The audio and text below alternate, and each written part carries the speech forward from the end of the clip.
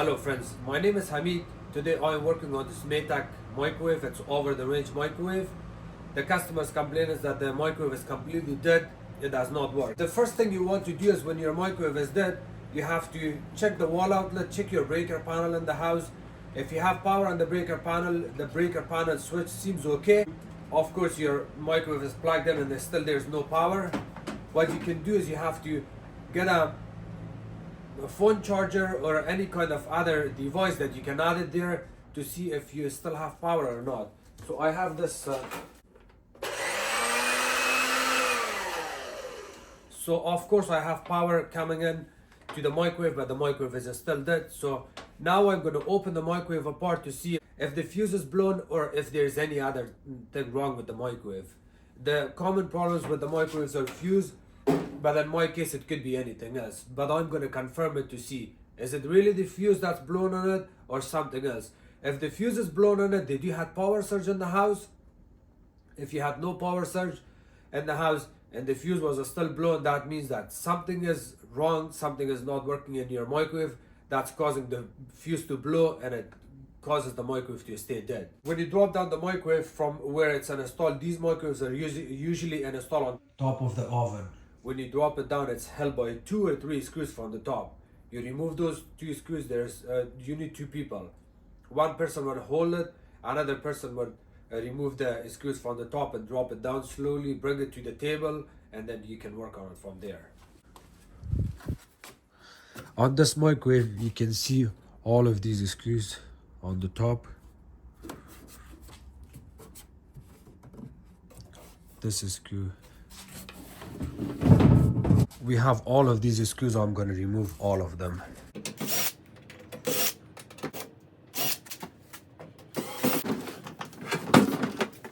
Once you remove all the back screws, there's more screws that's at the bottom right here. We're going to remove all of these.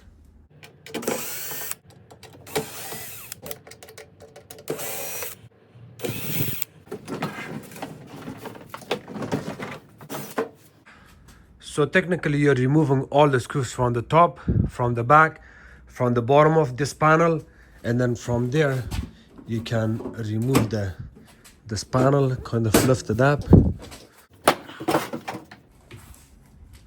And when you lift up the panel of the microwave from both sides, you can lift up the top. But before you remove the top, you have to remove this so you can adjust the electrical wire, bring it this way, and then from there you can lift up the top panel. There's still one screw here. There's some dirt and debris on top. I had to mess it because of too much dirt.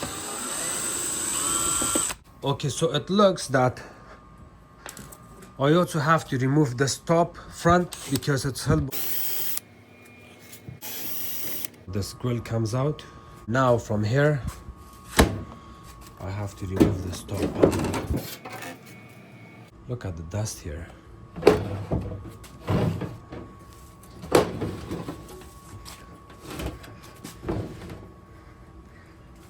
So before you work on the microwave or do anything, the first thing you want to do is to be on the safe side, is you have to discharge the capacitor.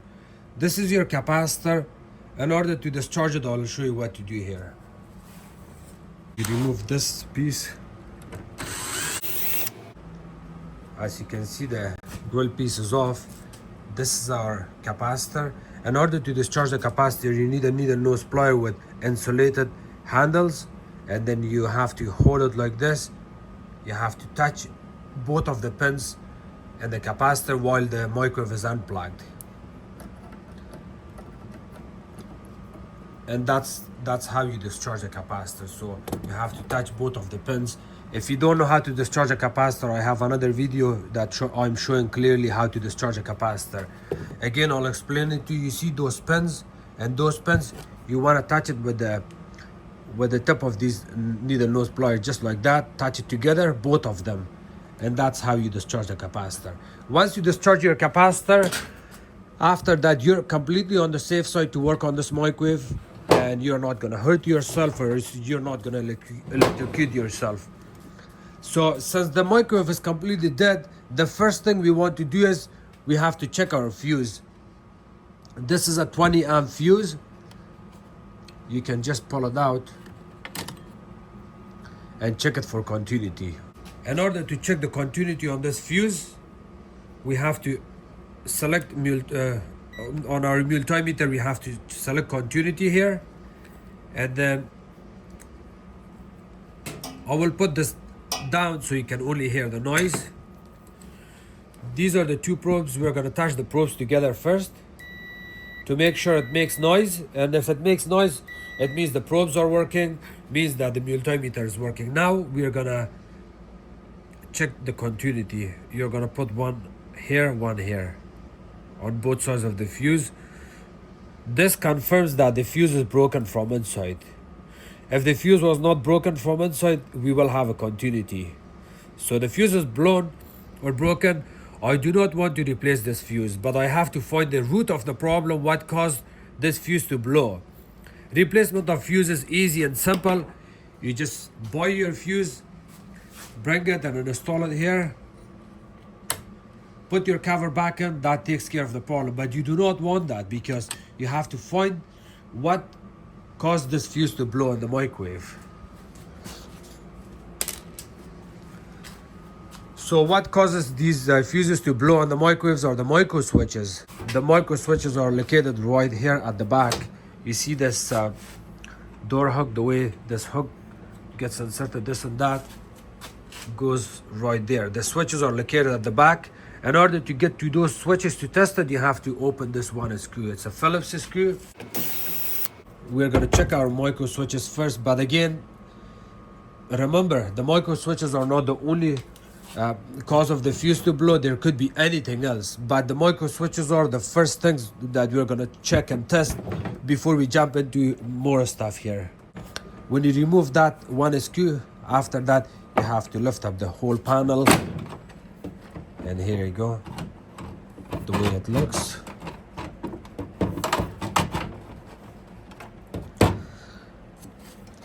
You can disconnect this. Remember your wires. You can always take pictures if you're not sure. The black one is on the top, the other one goes at the bottom. We have to remove these connectors. In order to remove the connectors, it has a tiny tab. You press on that tab and then pull the wires out. So you kind of hold it like this. Hold it from the wires and then press the tab with your nail and then pull it out. The same thing on this one. The tab is at the back. You can always add a flat screwdriver and remove it. The same thing here. The control board is out, so I'm actually gonna disconnect it just to make my job easier. We have to remove this plastic cover, and it's held by one screw from here. It's out. There's also one screw, one more screw that holds this from the top. Here, this screw. This should just come out. There you go. So here you go. Now we're getting to the micro switches. This is the micro switch. There's one on other side, the same thing. And then of course there's one micro switch right here. You do not have to remove the switch, but you can always test that. We have to remove one of the wires and check the switch. We have to remove one of the wires. The wire has a special kind of connector, as you can see here. We have to press on that tiny tab here. We have to press on this with a flat screwdriver, and then that way you can pull the electrical wire out. And we still have continuity selected on the multimeter. Okay, now I'm getting continuity between this common terminal. It's called common, or at the bottom. You don't have to look at the name, but you can always call it a common. And then this is NO. It says on the side of it normally open. You should not have any continuity. But if you close the door, you should have continuity. So I'm gonna close the door. I should have continuity now. Open the door. No continuity. Close the door. You should have continuity. This switch is okay. I will put my electrical wire back in. And now we're gonna check the top one. This is the top one. I will remove this one wire. So I have to kind of press on it and then pull it out.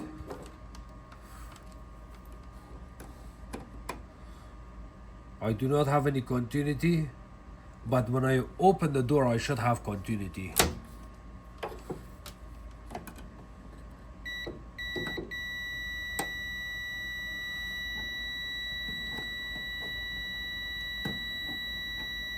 And the same thing here. If you close the door, you should have continuity. When you close the door, it presses that switch. When you open the door, it releases it, and that's how you get continuity.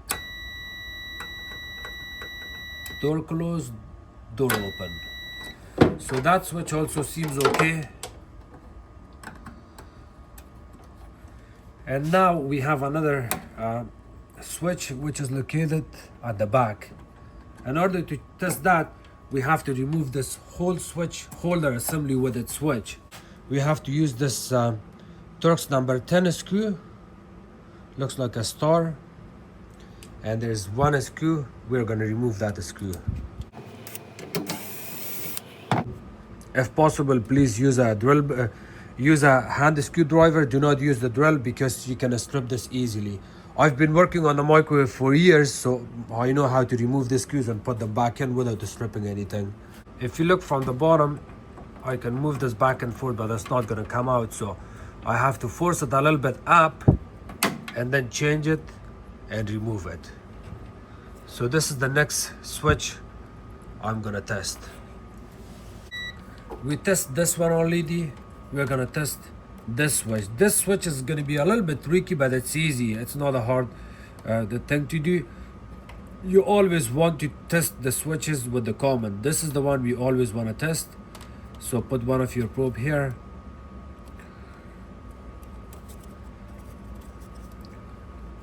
I'll hold it. And then the other one would go on NO. It says NO here. It says normally open. I should not have any continuity. Normally closed, I should have continuity with this one. Okay, so this switch is bad. See, normally open, normally closed. With this one, when that tiny switch, that little small nipple is not pressed in, I should have continuity. With this one, I should not have any continuity. So I have the probe here, and I'm gonna press this one. Like it's almost like you're closing the door.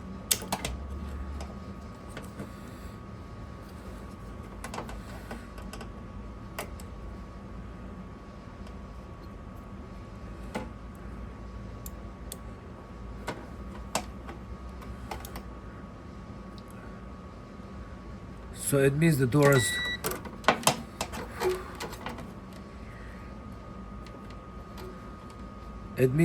is closed. Normally open, normally closed. I do not get any reading here. Obviously this switch is bad. This switch is bad and I'm going to replace it. This is the replacement switch. You have to remove your wires one by one.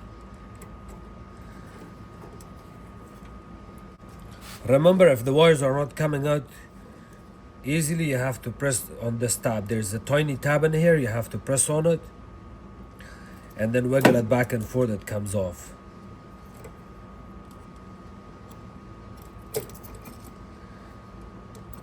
Okay, so I did all my electrical work here. Now I have to remove the switch. In order to remove the switch, the first thing you want to do is you have to remove this retaining clip or this spring. It's easy, and you can just leave it alone. Leave it the way it is. Don't remove it from other side. You got two plastic holders that holds the switch in place. You have to kind of put one of your fingers at the bottom and then open this with your other finger. Do not force it too much because you're gonna break this plastic if you do that.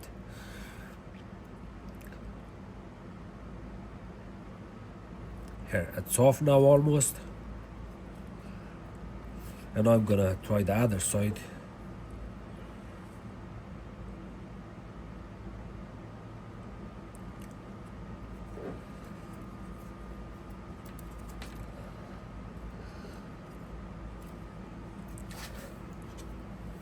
And now, since the switch is out a little bit from its spot, you can add a screwdriver at the bottom of it and pry it out.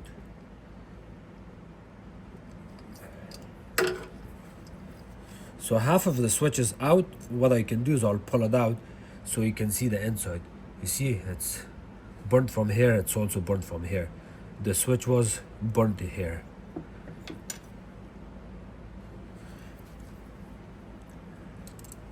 I have to remove the other side.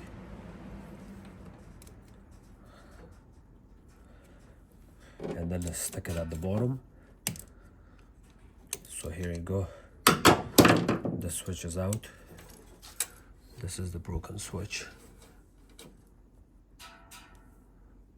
See how badly it's burnt.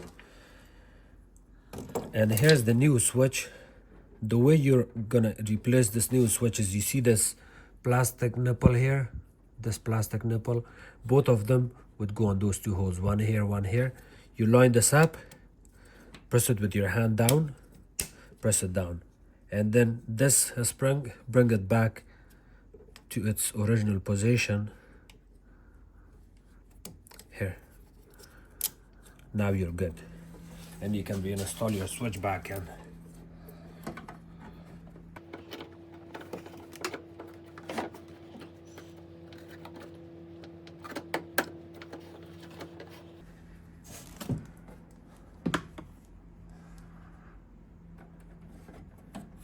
You see this, the way the switch sits here?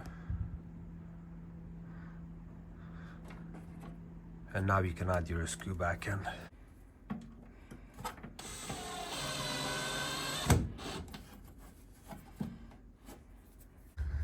So now I have a good working fuse. I'm gonna install it here.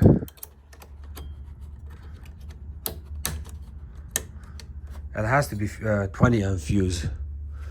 And I'm gonna put the control board back in.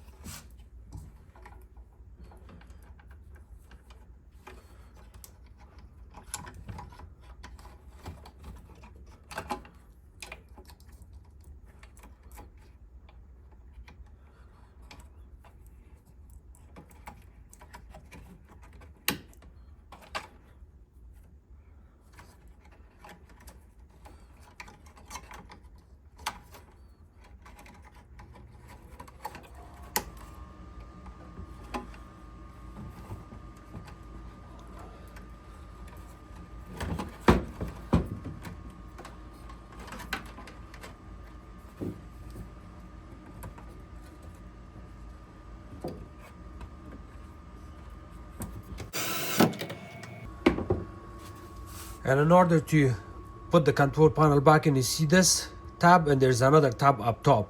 You want to line up those tabs with the side of the microwave. And of course you want to focus on this one first. Put this side first here on this corner, like that, and then close it. Also have to line up these tabs with those holes. So there's 4 tabs you have to keep eye on. 2 on the left, 2 on the right. Here it sits. I'm gonna plug in the microwave and see how it goes. I have got this magic glass. I will put it inside of the microwave.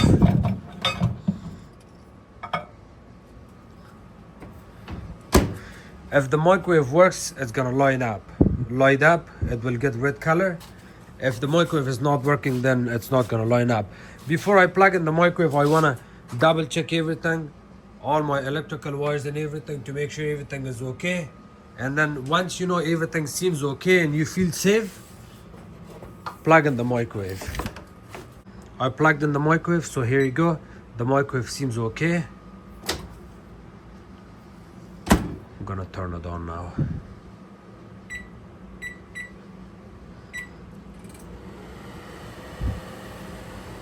Okay, the microwave is working now. So the microwave is fixed. Thank you so much for watching my videos. If you guys have any questions, please comment below. Don't forget to subscribe to my channel, like my videos and share it with others. You can also follow me on Facebook. It's called Hamid Appliances Repair. Just to let you know that the microwave is not put back in properly because the plastic cover that covers the switches are not in place.